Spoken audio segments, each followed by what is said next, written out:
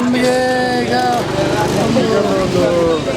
50% ಆಗಿರ್ಬೇಕು ಸರ್. ಈ ಬಾರಿ DK ಸುರೇಶ್ ಅವರಿಗೆ ಎಷ್ಟು ಮತಗಳ ಅಂತರದಲ್ಲಿ ಗೆಲುವು? ನಾವು ಲಾಸ್ಟು MLA ಇದರಲ್ಲಿ 2,500 ಕೊಟ್ಟಿದ್ದು ಪಂಚಾಯತಿಂದ. ನಮ್ಮದು 1,000 ಜನರು ಕೊಟ್ಟಿದ್ದು ಶಾಂತಿಪುರ. ಟೋಟಲಿ ಶಾಂತಿಪುರ ಪಂಚಾಯತಿಯಲ್ಲಿ 2,500 ಮಾಡಿದ್ವಿ.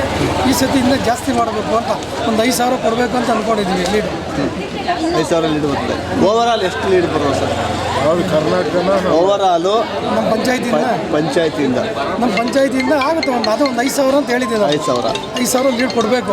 MLA ಅವ್ರಿಗೆ 2,500 ಕೊಟ್ಟಿದ್ದೀವಿ. ಈಗ ಇವ್ರಿಗೆ ಡಬಲ್ ಕೊಡಬೇಕು ಅಂತ ಪ್ರಯತ್ನ ಮಾಡ್ತಾರೆ. ಮತದಾರರ ಪ್ರತಿಕ್ರಿಯೆ ಹೆಂಗಿದೆ? ಸೂಪರ್ ಚೆನ್ನಾಗಿದೆ ಅದು.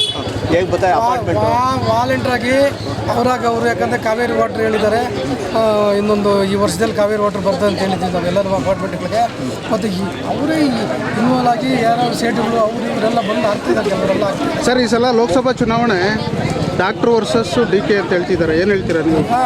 ಡಾಕ್ಟ್ರು ಯಾರು ಜನಗಳಿಗೆ ಕಾಣಲೇ ಇಲ್ಲ, ಯಾರಿಗೂ ಕಾಣಲಿಲ್ಲ ಡಾಕ್ಟ್ರು. ಈಗ ಮಾತ್ರ ಲೋಕಸಭೆ ಮಾತ್ರ ನೋಡ್ತಾ ಇರೋದು ಜನ. ಬಟ್ ನಮ್ಮ DK ಸುರೇಶ್ ಅವರು 15 ವರ್ಷದಿಂದ ಇದ್ದಾರಲ್ಲವೇ ಇದರಲ್ಲಿ. ಕೊರೋನಾದಲ್ಲಿ ಭಾಳ ಕೆಲಸ ಮಾಡಿದ್ದಾರೆ. ಕೊರೋನಾ ಟೈಮಲ್ಲಿ ಹೋಗಿ ಎಲ್ಲ ರೈತರಿಗೆಲ್ಲ ಕಾಸು ಕೊಟ್ಟು ತಂದು ತರಕಾರಿಗಳೆಲ್ಲ ಹಂಚವ್ರೆ.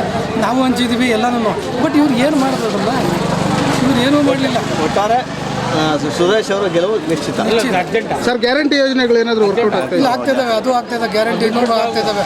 ಮಹಿಳೆಯರು ತಾನಾಗಿ ಅವರಾಗಿ ಬಂದು ನಮ್ಮ ಹತ್ರ ಬರ್ತಾ ಇದೆ, ತಿಂಗಳ ನಾವು ತೊಗೊತಾ ಇದ್ದೀವಿ ಅಂತ ಹೇಳ್ಬಿಟ್ಟು ಅವರಾಗೆ ಇನ್ವಾಲ್ವ್ ಆಗಿ ಬಂದು ಹಾಕ್ಬಿಟ್ಟು ಹೋಗ್ತಾ ಇದ್ದಾರೆಲ್ಲ. ನಮ್ಮ ಕಾಂಗ್ರೆಸ್ ಸರ್ಕಾರದ ಒಂದೇ ಗ್ಯಾರಂಟಿಯನ್ನು ಒಳ್ಳೆ ವರ್ಕೌಟ್ ಆಗ್ತಾಯಿದೆ.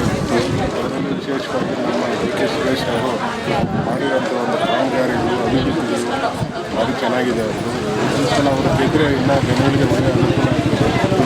ಅವರು ಈ ಸಲ 100%